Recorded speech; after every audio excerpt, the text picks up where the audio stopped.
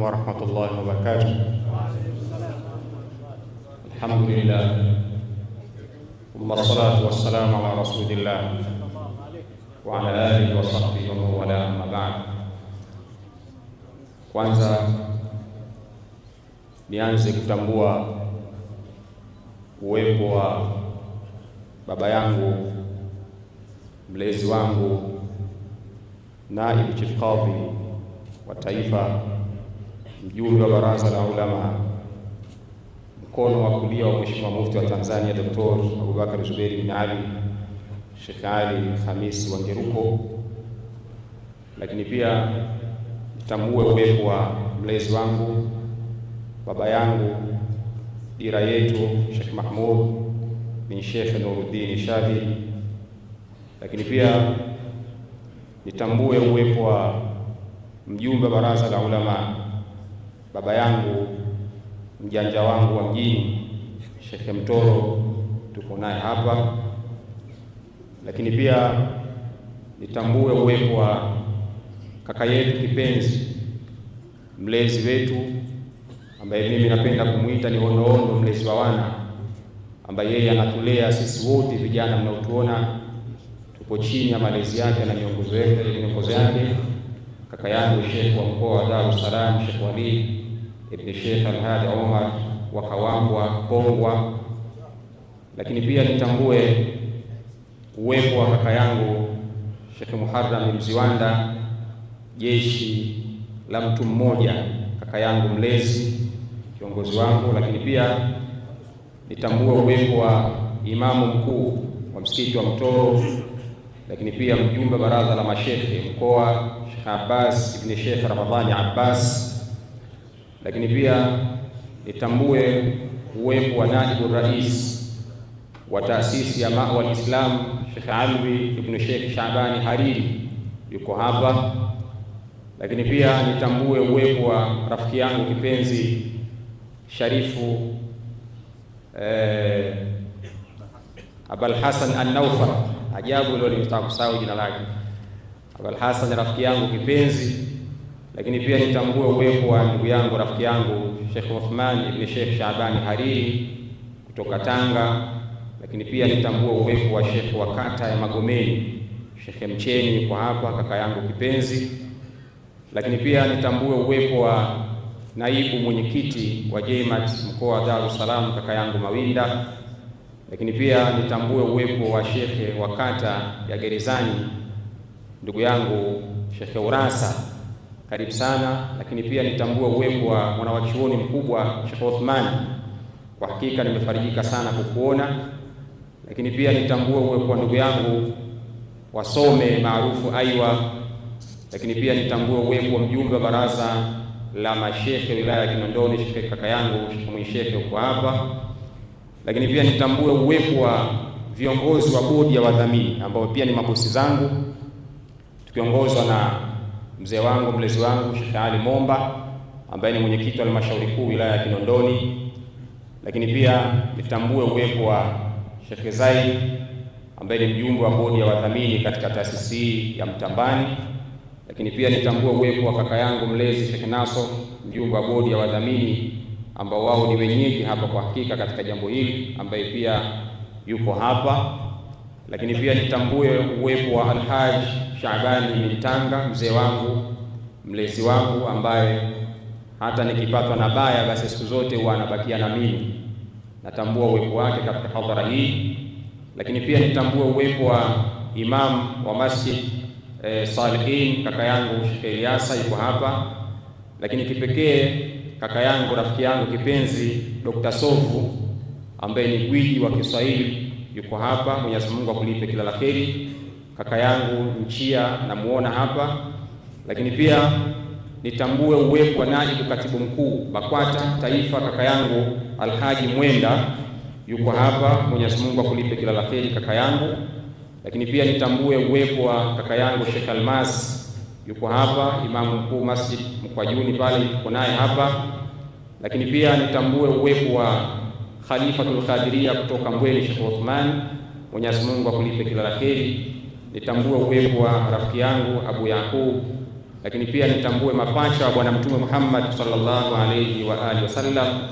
Nitambue uwepo wa rafiki yangu Ustadh Ali Kitengu, Sheikh Sadi Karwani kutoka Tegeta, naona na yeye ameingia, imamu mkuu Masjid Tauba, Mwenyezi Mungu akulipe kila la kheri. Lakini katika hadhara hii wazee wangu, naibu chief kadhi mzee wangu Sheikh Mahmud, tumehudhuria na viongozi wengi wa serikali. Tunaye rafiki yangu kipenzi Balande ambaye ni naibu meya wa manispaa yetu ya Kinondoni kwa hapa, lakini pia yupo rafiki yangu Mani ambaye ni mwenyekiti wa UVCCM wilaya ya Kinondoni, yupo hapa, lakini yupo Comrade Kisimbo, yupo rafiki yangu Ustadhi Alwi na viongozi wengi wa chama. Rafiki zangu wa Dar Free Market, ningependa msimame mashekhi wawaone, maanake nyinyi marafiki zangu sana, kuwataja mmoja mmoja nitashindwa, na kuna wanasiasa wengi vijana ambao kimsingi naibu chief kadhi hawa ni marafiki zangu na tunashirikiana katika mambo mengi, lakini pia ninawapenda na ninawalea kwa sababu naamini siku moja watakuja kuliongoza taifa hili, na kwa 90% shughuli hii wao ndio wameifanikisha. Mwenyezi Mungu awalipe kila la kheri. Nashindwa kuwataja mmoja mmoja Sheikh Saleh na kuona kwa mbali, lakini naomba mniwie radhi, mtosheke na itifaki hiyo, na kila mmoja natambua nafasi yake, hadhi yake na heshima yake. Lakini bwana mipango wa hadhara hii, ndugu yangu Pazi Chaudele, ni bwana alikuwa ndio mtu wa mipango katika shughuli hii kuhakikisha inafanikiwa kwa 100%. Yuko hapa, Mwenyezi Mungu akulipe kila la kheri. Ndugu zangu, nimesimama hapa kwa lengo la kuwakaribisha katika jambo hili la hauli ya wazee wangu na ndugu zangu waliotangulia mbele ya haki. Kimsingi ni kwamba baba yangu Sheikh Ngeruko, mimi nimelelewa na mama wawili na baba yangu alikuwa mmoja. Nikisema hivi nina maana, wakati nataja hapa nimetaja jina la mwanamke anaitwa Joyce Robert Senyonga. Huyu alikuwa ni mama yangu ambaye yeye ni raia wa Uganda, lakini yeye hakuwa Muislamu hapo awali, baadaye akaingia katika Uislamu mwishoni mwa uhai wake. Lakini alipokuwa ananizaa mimi, kabla hajafariki, aliniacha nikiwa na miaka takriban kama miwili. Alinichukua mimi akanipeleka kwa mama yangu wa kambo ambaye alikuwa akiitwa Tabu Ali. Mama yangu wa kambo alinipokea kutoka kwa mama yangu mzazi wa kunizaa. Alipofika kwa mama yangu wa kambo, mama yangu wa kunizaa, alipofika akamwambia mama yangu wa kambo kwamba mimi ninavyojiona kwa hali yangu hii, sina muda mrefu nitaondoka duniani, kwa sababu alikuwa anaumwa. Maneno haya nimeyapokea kutoka kwa mzee wangu akinieleza hivyo kwamba mama yangu mzazi alinichukua akanipeleka kwa mama yangu wa kambo. Alipofika akamwambia, mimi ninavyoona kwa hali yangu hii siwezi kupona. Mama yangu alikufa kwa ugonjwa wa kensa ya koo. Baada ya kufika pale, mama yangu wa kambo akanipokea mimi nikiwa na miaka miwili na amekabidhiwa na mama yangu mzazi. Akamwambia maneno ambayo yalikuwa ni mazito sana. Akamwambia, na kuachia huyu mwanangu mlee, utakuja kunipa kesho ya Kiyama.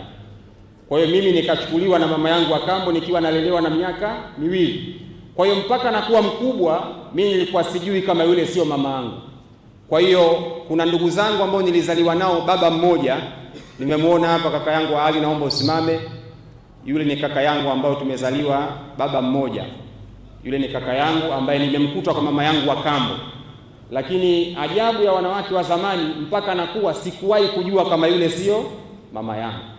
Na alikuwa akinipenda zaidi alipokuwa anawapenda wale kaka zangu ambao ni baba mmoja. Wale ndo mama yao walikuwa. Mimi alikuwa akinipenda zaidi ya wale. Lakini kikubwa zaidi, naibu chief kadhi, mama yangu wa kambo aliacha wasia, aliwaachia wale kaka zangu wa baba mmoja na dada zangu wengine ambao mama yangu wa kambo alizaa na baba mwingine. Akawaambia, mimi nikifariki, huyu Shaabani ni katika miongoni mwa ndugu zenu apate urithi.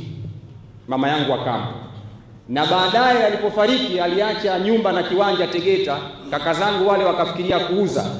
Walipouza wakaniita, wakasema mama alisema wewe ni familia yetu, wakanipa urithi wao. Kwa hiyo hii ni moja ya ajabu ambayo nimeikuta katika dunia, kwamba kulikuwa na wanawake ambao wanaweza wakalea watoto wa wengine pasipo kujua kama huyu mtoto ni wa kambo, na akampenda zaidi anavyowapenda wenzao. Lakini pia nina kaka yangu ambaye yuko hapa ambaye yeye sio Muislamu. Kaka Kurwa, naomba usimame. Yule ni kaka yangu na yule sio Muislamu, nimezaliwa naye mama mmoja. Kwa hiyo mimi nina kaka zangu niliozaliwa nao upande wa kwa mama, ambao wao baba yao alikuwa ni Mkristo, mama yangu alizaa nao. Lakini pia amekuja kuwakilisha kaka yangu yule ambaye ni kaka yetu, walizaliwa mapacha, mmoja Mwenyezi Mungu amenichukua, yule pacha ambaye ni Doto naye pia aliingia katika Uislamu. Kwa hiyo aliyebakia ni kaka yangu yule ambaye namuombea kwa Allah na yeye aingie katika Uislamu. Kwa hiyo na dada zangu wengine ambao pia sio Waislamu leo aingie inshallah. Tamtilia fatha kwa niaba ya mashekhe hapa, inshallah huenda akaingia katika Uislamu. Kwa hiyo nimewaita katika tukio hili kwa lengo la kuja kuwakumbuka na kuwaenzi wazee wangu kwa kazi kubwa ambayo waliokuwa wameifanya, na hasatan mzee wangu Saleh Pembe ambaye yeye ilikuwa mimi ni kama bakora, ilikuwa anatembea na mimi kila mahala, mitaa yote ile ya Kariakoo, Mchikichini kule. Mzee Habibu Pembe alikuwa na nyumba yake nyuma Blue Alice kule, mitaa yote ilikuwa ni mitaa ambayo baba yangu ilikuwa ananipitisha. Magomeni yote hii ilikuwa tunapita mguu kwa mguu. Mimi nimezaliwa Tandale, kwa hiyo baba yangu mzazi ilikuwa mimi ni kama fimbo au bakora, ilikuwa haendi sehemu isipokuwa yuko na mimi muda mwingi, na yeye ndiye aliosimamia malezi yangu mimi ya kusoma Qur'ani. Ilikuwa ananichukua akanipeleka madrasa ya kwanza, ilikuwa Sharifatur Rahman Tandale, akanipeleka kwa Sheikh Sultani pale kwa Bimtumwa, marhumu mzee yule amefariki mwaka 2000. Sheikh Sultani alikuwa moja ya manguli wakubwa sana. Baadaye nikasoma Siraja Munira kwa Sheikh Kidodi, tukatoka pale nikaenda kwa Sheikh Kione wa Mibavu TikTok, nikasoma kwa Sheikh Fazi bin Saidi. Kwa hiyo mzee wangu alikuwa ananichukua ananipeleka sehemu za kwenda kusoma. Kwa hiyo nikaona ipo haja ya kuwakumbuka wazee wangu na kuwaita mashekhe ili tuweze kuwaombea dua kwa Allah subhanahu wa ta'ala, Mwenyezi Mungu aweze kuwasamehe huko walipo kwa kazi kubwa walioifanya kunilea na kunifinyanga na kuhakikisha nabakia katika malezi yaliyokuwa salama. Kwa haya machache niwakaribishe, kama kuna sehemu patakuwa hapajaenda sawa nitaomba sana mniwie radhi, lakini lengo langu sio kuwakwaza na wala kuwakera, bali nimewaita kwa lengo la kuja kuwakumbuka wazee wetu waliotangulia mbele ya haki inshallah. Wassalamu alaikum wa rahmatullahi wa barakatuh.